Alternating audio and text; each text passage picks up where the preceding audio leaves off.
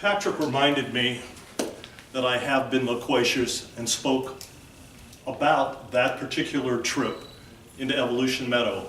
It was about when I was 25 years old, and it was a spectacular trip. It set me on a path of being out in nature and appreciating it in a very different way. Now, how many people here have been out in nature? Okay. How many people either meditate or find that it can be an emotionally or spiritually positive experience? And for those of you at home who haven't seen it, everybody raise their hand because they're not like you. They get out at night. We do things. So, because I spoke about Evolution Meadow another time, I'm not going to speak about that.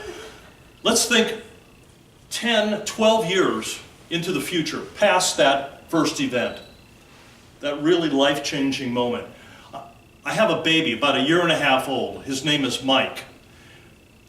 I'm a relatively new father of a little one, and I'm thinking, why do I want to escape and get to the mountains? And my wife, who has lived with me for quite a few years, is saying, go, go! So, and while you're there, why don't you take our Japanese exchange student with you? Now, have you guys met Hiroki? Hiroki Nakajima came to a 6-week language program, and he was staying in my house. It was a summer program. He wound up staying 3.5 years. And his father, who had been a mountaineer, had impressed him. And when he found out that I was going into the mountains, he said, "Can I go?" And he's 6'2", and he's Japanese. And I go, "Oh, you look like you're big enough to go. Come on. Do you know anything about camping?" "No." "All right. Well, it's going to be a little bit of a trip. We're going to do a 4-day, 45-mile loop into the high country." Now, for those of you who know the high country in California, in Central California, there's a place called Mammoth Lakes. If you drive over the top and you come down behind Mammoth Lakes, it opens up into a huge forest and national area. One of those directly west is called the Minarets. We get there and we go to Devil's Postpile. Have you been to Devil's Postpile? Great spot. It's basalt columns that are amazing, that were millions of years old. And it's kind of a fitting way to start the trip because it's so spectacular. You go, how did that happen? Where did that come from? So the next morning, we're ready for our trip. We get ready, we're at about 7,500 feet, 7,500 feet. We put on our little backpacks. How many people here are backpacked? Okay, so our little backpack was only about 45 pounds each. And we're going from 7,500 feet. We're hitting, the first day, we're going to be at 9,400 feet. So it's only about a 2,000-foot elevation gain. And we do it in about 10 miles. That's all. We're following up this creek. It's called Minaret Creek. Oh, because we're going to Minaret Lake, which is, oh, by the way, at the base of the minarets. That's not a very good representation. That's okay. That's okay. Because that's not what the story's about. Yes, it is. Okay. So we're going up the trail. How many people here remember their first backpacking trip? Raise your hand. Okay. Was it fun? Did you learn a lot? Was it hard? Was it painful? Of course it was. And this is a big trip. 45 pounds, 10 miles, 2,000 feet of elevation.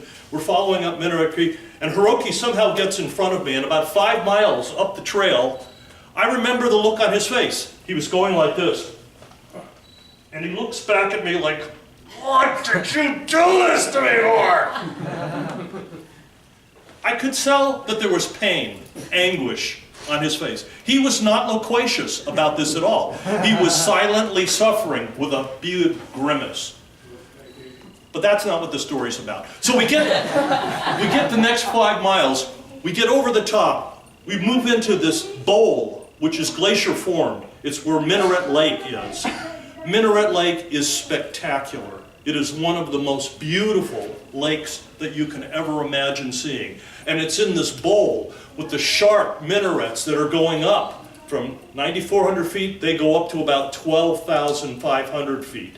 And they're very sharp. They've been chipped and carved by glaciers. They've been beaten by storms, by wind, by rain, by freezing rains and snows. It is one of the most beautiful places that you can be. And the look on his face was more than I could have expected. He got it. All that pain was worth it. There was ecstasy on his face as he felt the beauty, the grandeur, the spiritual nature of this magnificent spot. And I won't forget that reaction. And I had a son at home, 1.5 years old, and I committed at that point. I was already old, but I was committed that when he was old enough, I was going to bring him to this spot.